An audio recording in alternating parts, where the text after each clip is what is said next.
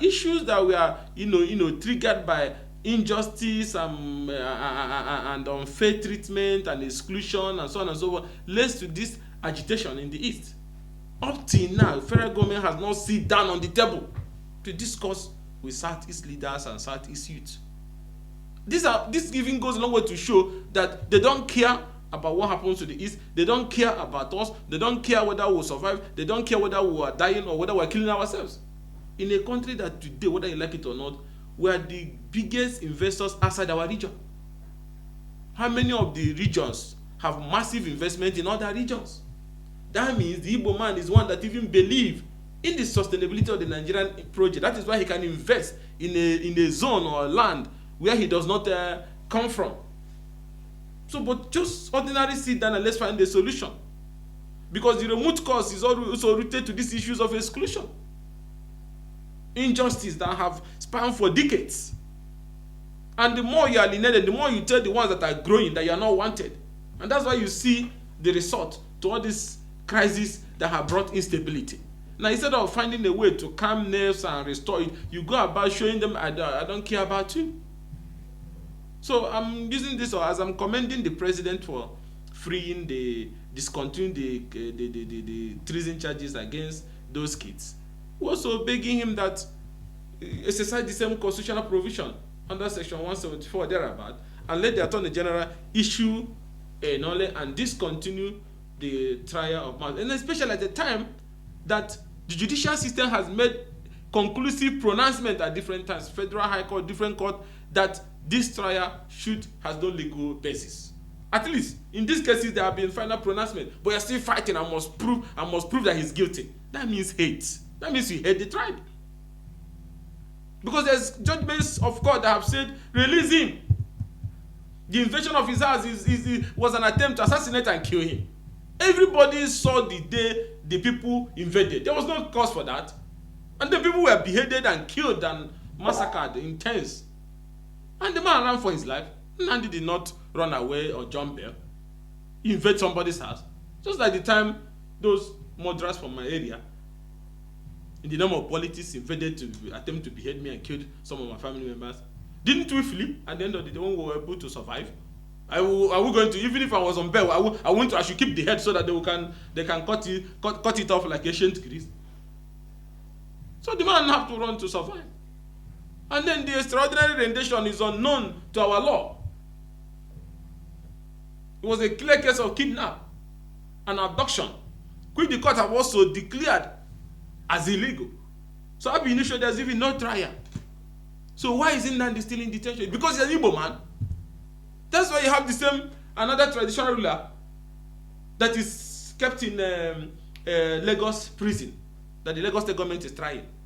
Because he said, if you don't stop attacking our businesses, if you don't stop killing our people, we are going to bring help to defend our place. Instead of you dealing with the hate that your people are projecting there in Lagos, that is leading to killing of our people, burning of our businesses, because we are exercising our constitutional right to either vote or choose leaders. You went after the traditional ruler who spoke in defense of their people, because an Igbo person. Other people in that same Lagos, both the traditional ruler has called for genocide against our people. None of them were charged. But he now said that if we don't stop burning this market that Igbo people are trading, if we don't stop throwing us into lagoon, if we don't stop attacking our people, that I will invite the ESN to come and defend the people in Lagos. That's what he said. And then all of a sudden, they dump him in court. They are prosecuting him, and they have dumped him in Kirikiri. That our traditional law is still in Kirikiri for almost 3 years now or more. They're not ready to prosecute him. Shawolu left him there because an Igbo man. So if we want to be one Nigeria, we should be honest and stop being stupid about the lies. In Igbo, they say, when you do this child the way you're doing this other child, they will be happy. Are you doing us the same? You're not doing us the same way. Do we want to build a country, a nation, or are we running a geographical expression like Awolowo also said? If we want to build a nation, that even though the tongues and religion may differ, but in brotherhood we can still stand, then you have to behave like a family, like a brother. you resolve the Igbo issue. Don't pretend like you don't know it's existing. You will not have stability. Let us see ourselves as one honestly and root it on that principle of justice, equity, and fairness. If you know what if they do to you, not like, why are you doing it to an Igbo person?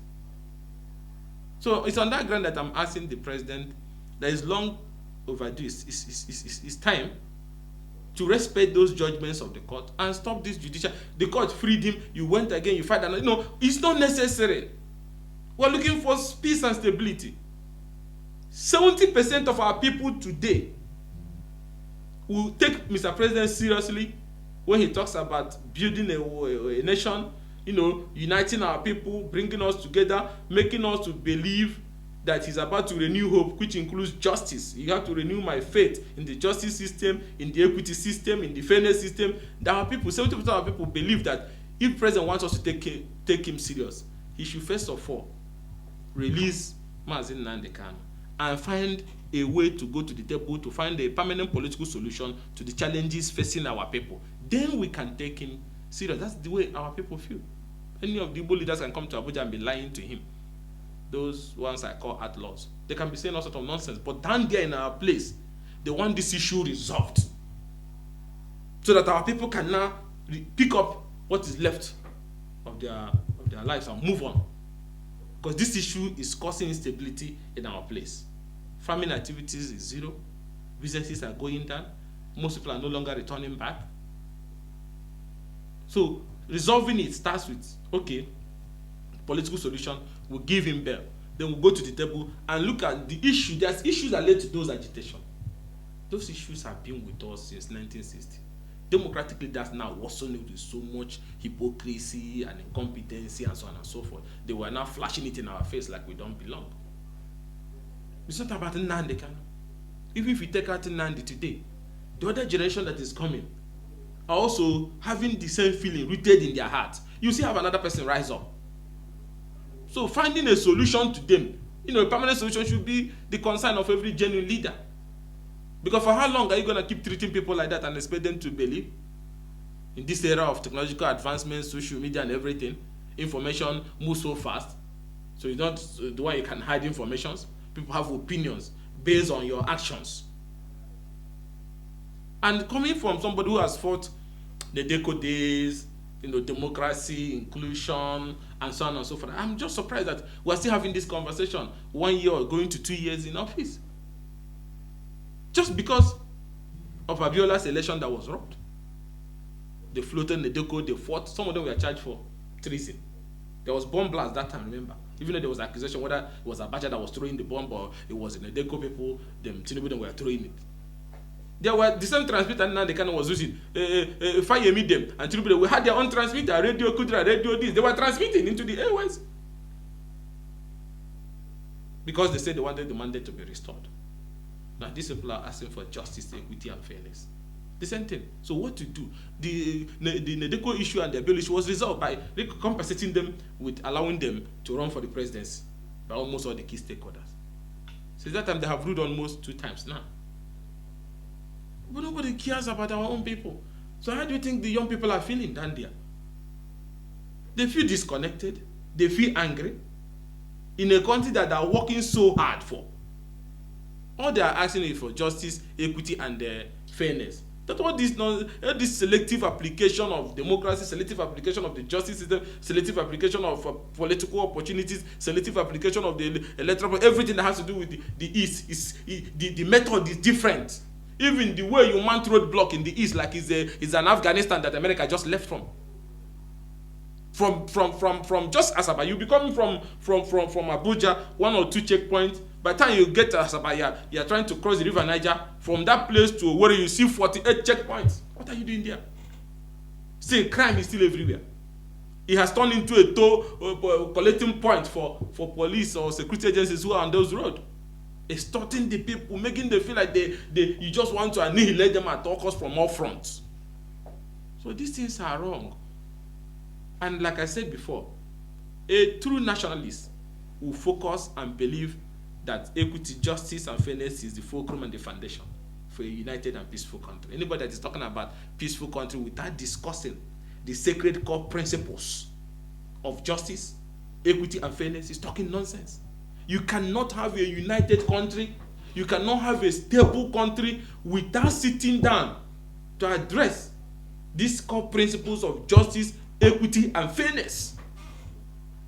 Not just by addressing it, but showing it in your body language and conduct. Today, you have a country that the Igbo man is not chief of army staff. The Igbo man is not IG. The Igbo man is not DG of DSS. The Igbo man is not customs CG. The Igbo man is not immigration head. The Igbo man is not central bank. The Igbo man is not finance minister. The Igbo man is not federal inland revenue. The Igbo man is not director of military intelligence. The Igbo man is not NSA. But still, they still believe. All they are asking is not even you should share those things with them, but restore peace in our place. Consider it a matter of national importance that peace will return to the East. We want you to make that a priority. That's all our people are asking for. And that we're not getting it up to now. So it's not that anybody hates anybody or no. The hand with which you extend, that's one we should receive. They are giving us bitter lemon every day. Look at the infrastructure in our place. Look at our major highways in the East. Look at our markets. Look at our energy situation. Look at the employment rate of our people in civil service. Look at the business opportunities available. Everything is self-help for our people. Business, building, everything. Even rehabilitation of our people that have been displaced since this crisis has started. Not even single one person. The Igbos are builders. The Igbos are nationalists. That is why they invest in every part of Nigeria.